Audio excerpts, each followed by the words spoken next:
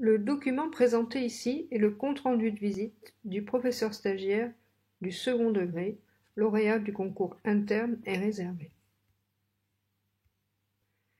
Le compte-rendu de visite, comme son nom l'indique, porte sur les observations effectuées au cours d'une visite ou même d'un ensemble de visites afin de donner une vision plus large de la situation du professeur stagiaire.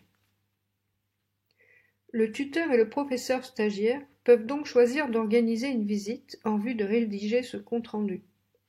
Mais le tuteur peut considérer qu'une seule visite d'une heure ne suffit pas à qualifier le travail engagé dans la classe et de ce fait prélever différents moments d'observation qui permettront la rédaction d'une synthèse plus constructive.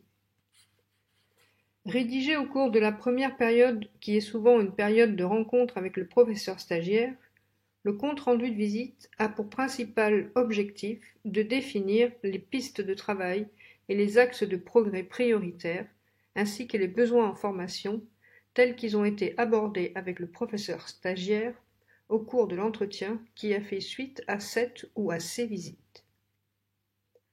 De ce fait, le professeur stagiaire, qui est co-signataire de ce document, ne doit pas en découvrir son contenu au moment de la signature.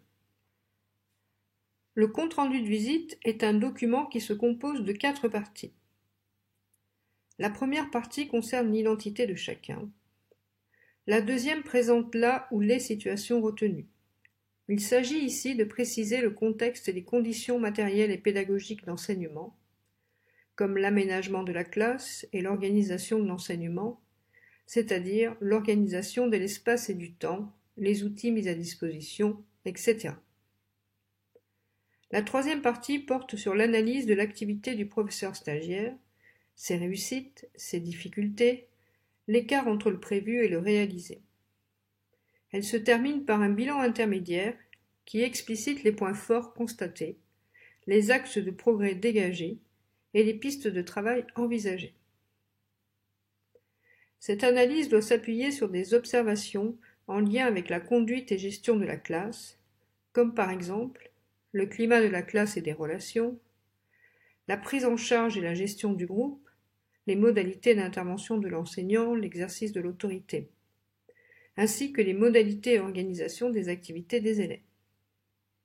Les éléments attestant de la préparation de la classe et des activités proposées aux élèves, comme les fiches de préparation et les supports donnés aux élèves, doivent faire l'objet d'une attention particulière.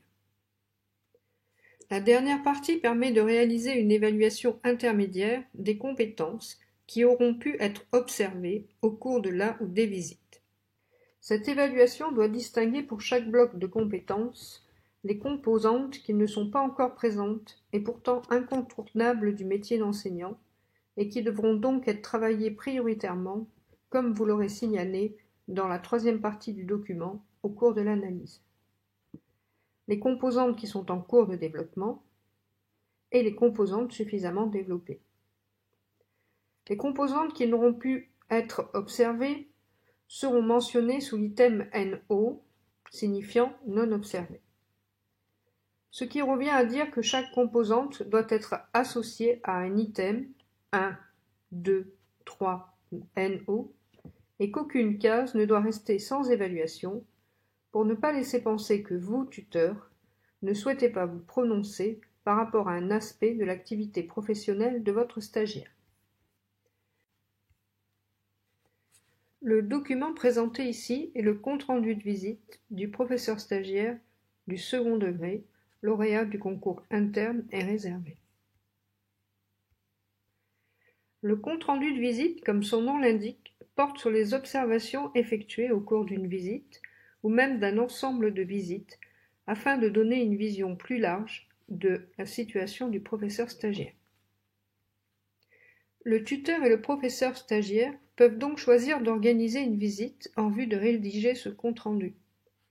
Mais le tuteur peut considérer qu'une seule visite d'une heure ne suffit pas à qualifier le travail engagé dans la classe et de ce fait prélever différents moments d'observation qui permettront la rédaction d'une synthèse plus constructive.